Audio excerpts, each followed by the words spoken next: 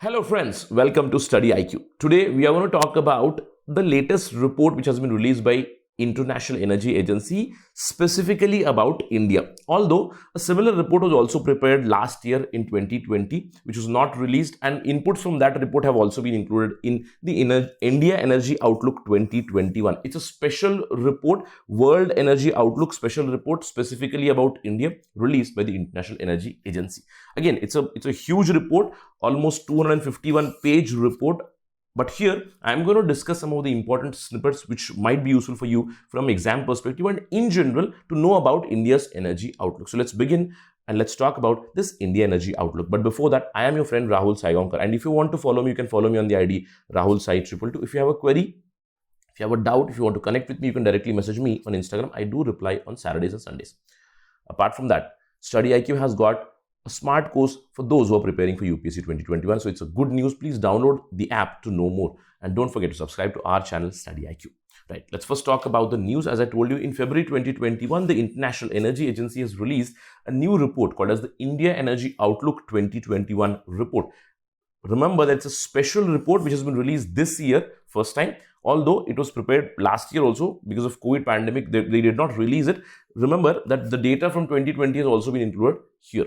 Now, what this report does? Now, this report explores what are the opportunities in front of India, what are the challenges in front of India to ensure that ever-growing population of India gets the reliable, efficient and affordable, sustainable energy. Now, the report tries to examine what would be our pathway, because COVID pandemic has hit not just India but the entire world. So this particular report, it focuses on COVID-19 pandemic. It tells us that what would be the problem because of COVID-19 pandemic and what are the options in front of India. For example, it tries to explore, or I would say it tries to forecast India's energy numbers by taking different scenarios. For instance, what are the current stated policies that the government is going by, right? It's called steps. This scenario, stated policies of the government scenario, or the India vision scenario. India vision scenario means what is vision for India according to the government, or a delayed recovery model also, because of the COVID pandemic there has been a slowdown, and if there is a delay in the recovery of Indian economy, then what would be the numbers with respect to the energy. And finally, they also talk about a sustainable development scenario also. In the sense, what is the best case sustainable development scenario for India? Now, this is again majorly speculative kind of a discussion where they have given numbers. For instance, what would happen to India's energy number in 2040, in 2060, etc. Right? Let's try to understand about this. But before that, let's know about IEA. Before we begin about the report, let's talk about the IEA, because it's very important from exam perspective. IEA is an organization which stands for International Energy Agency. It is an autonomous intergovernmental organization which is based in Paris in France. It was established way back in 1974. And remember that India is a part and parcel, a member of this IEA. Now, what does this IEA do? From the name itself, International Energy Agency. So their focus is mostly on energy, right? It tries to focus energy policies based on 3 E's. Now, what are those 3 E's? Obviously, one should be energy security, because they talk about energy, but they just do not talk about developing energy or spreading this energy to population equitably. They also talk about economic development, how I can balance energy security and economic development, and how to balance economic development, energy security with environmental pollution. So very important organization. As I told you, India is already a member. It became an associate member way back in 2017. Apart from that, remember that India has a strategic partnership with International Energy Agency. So it's a very, very important pointer for you for exam. If anybody asks, or if a statement comes in the exam, India has a strategic partnership with International Energy Agency, then you think that normally we have strategic partnership with countries, right? But remember, there is also with this particular institution. Apart from that, IEA, it releases a very important report, a very important factual information, World Energy Outlook report. Every year, it releases this report, right? If a question comes on this, who releases the World Energy Outlook report? It is the IEA, International Energy Agency. Right. After this particular data, let's move on and talk about the report. Let's first talk about the report, how it looks. This is the report which is divided into 4 chapters. And we are going to talk about some important pointers from each and every chapter. In fact, if you are a member of my channel on Telegram, I will share this report also with you. Right, let's first talk about some of the key observations here. The first thing that the report observes is India is going to be a major force in the global energy economy going into future. Now, what the report states is that India's energy consumption has doubled since 2000. And please remember that if we talk about 2000, if we talk about 2020, and if we talk about 2040, now it has doubled in these 20 years. And according to the report, it is going to double in the next 20 years also. The report observes great progress by the Indian government.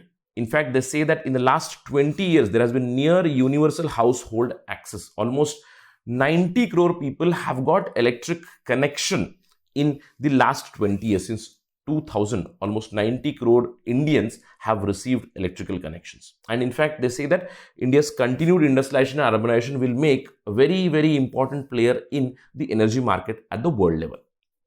Now, what does the report suggest? The report currently says that India will become the third largest energy consumer by 2030.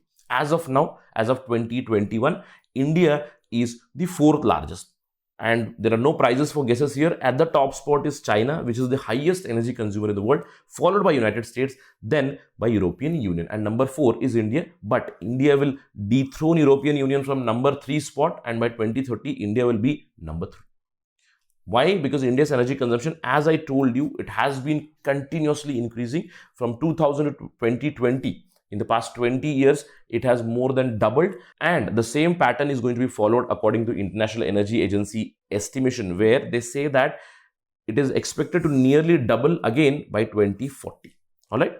But as my energy consumption is doubling, as my energy needs are doubling, so will my imports, because India's imports are very rigid when it comes to energy. We are highly reliant on oil, gas, etc. Right?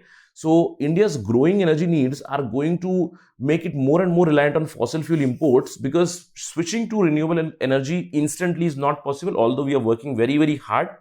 We have a national solar mission, we have wind energy promotion, etc. But still, despite all this, we will be reliant on fossil fuel imports. In fact, it is said that the rising oil demand in India could actually double the import bill.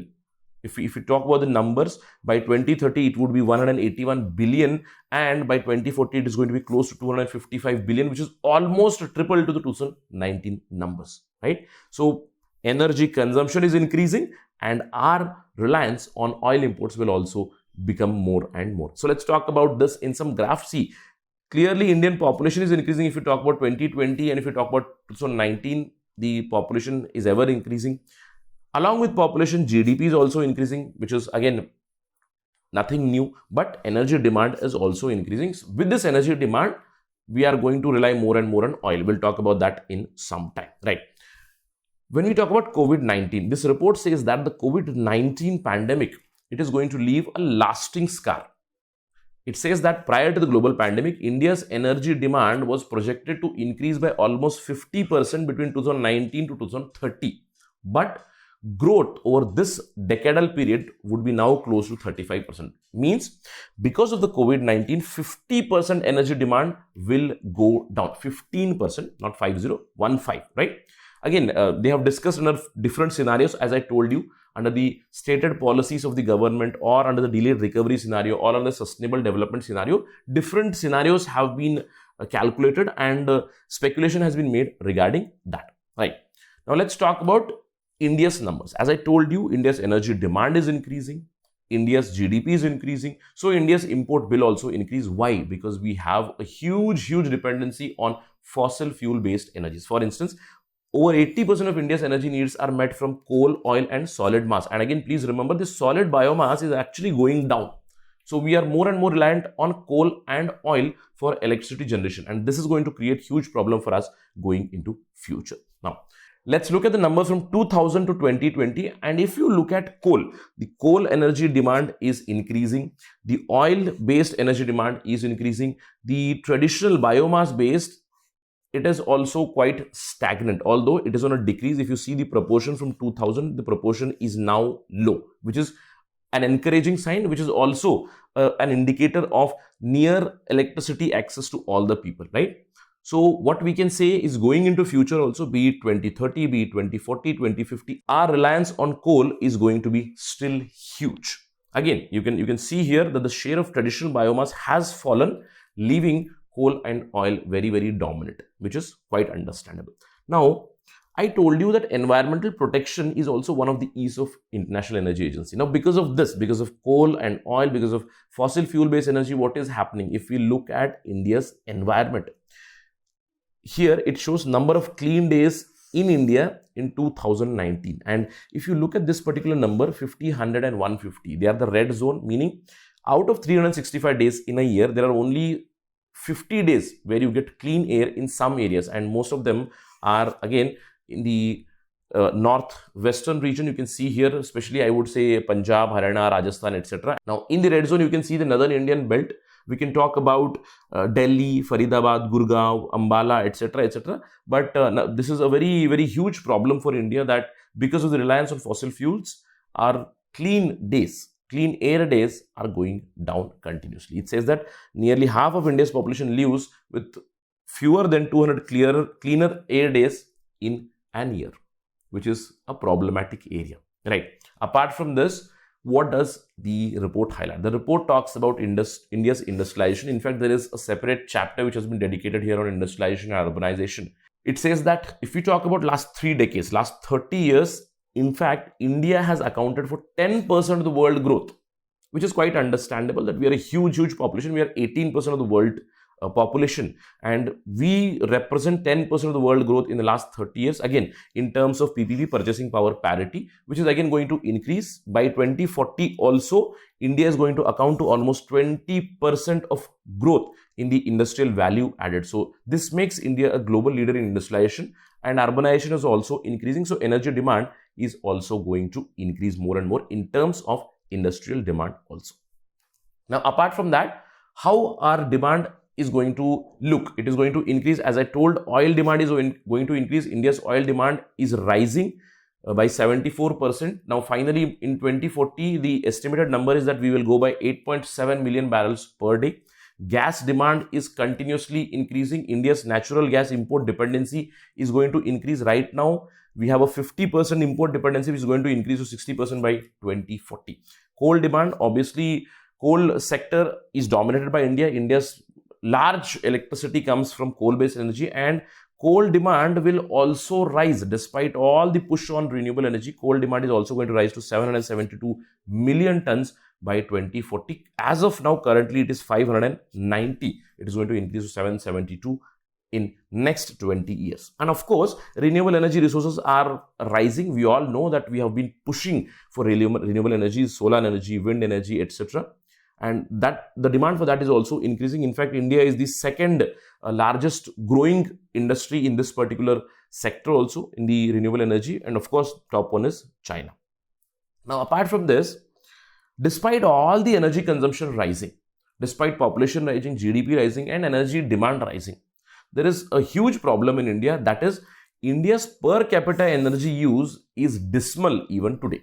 Now, if we compare India's per capita electricity consumption, I have just given data here till 2016. It has been increasing, and now it has gone into 4 digits. It is more than 1000 kilowatt hour per capita. That means me alone is using about 1000 kilowatt hour energy, right? Now, if we look at the same numbers, you see here the average per capita consumption in terms of kilowatt hour is one of the highest for the developed countries like Canada, USA, Australia, Japan. And where does India stands? India stands dismally here. Again, in terms of the numbers, if you look at, we have reached somewhere in the 4 digits now. But talk about the developed countries, they are at the level of 17,000 kilowatt hour per capita, per person. 15,000, 16,000, 17,000 kilowatt hour per capita. So still the demand will increase and the Indian numbers will go further. But if you look at per capita, it is still low when you compare it to the world. Again, this per capita consumption is very much varied in India also. It's not like that I am using 1000 kilowatt hour and someone else is using equally. That's not the case in India. There are some states who have been developing. For instance, if you see in India, talk about Gujarat. Gujarat is the highest here. If you look at the number, you will see 2378 kilowatt hour electricity demand per capita. Per person is demanding about 2378 kilowatt hour in Gujarat. But if you talk about some other states, they're still very low. For instance, if you talk about West Bengal, it's 703. If you talk about Assam, northeastern states, it is way lower, 341. If you talk about Bihar, it is still low, 311 kilowatt hour. So there is a lot of disparity in India also in terms of per capita consumption of energy among the states also. That has been highlighted by the report. Now, finally, we'll talk about the problem areas that we are going to face in future. The key observation from the report is that going into future, by 2030, 2040, what are going to be the major challenges for Indian electricity sector? I would say major problems for Indian consumer. The first problem is CO2 emission, which is creating problems of climate change, global warming, obviously. But the two most important things for a consumer, for me, are affordability of energy and reliability of energy supply. The problem here is energy, it needs to become affordable because I am switching from fossil fuels, although fossil fuel demand is rising, but from fossil fuels, I'm switching to the new and renewable energy. So I have to make that affordable. I have to make that competitive with the fossil fuels. Then only it will be cheaper. And it will be more reliable when? Because there are so many seasonal fluctuations in India, right? Whenever peak summer demand comes, we will see load shedding, we will see shortage of electricity, right? Apart from that, if you look at the focus on the renewable energy, reliability is a big question, because consistency of electricity, say from a wind turbine, will not be same as that of the coal or a nuclear based turbine, isn't it? So reliability and affordability are two major problems going into future for Indian consumers, according to the International Energy Agency report. That is it from my side on this part of discussion. Thank you for watching. Jai Hind.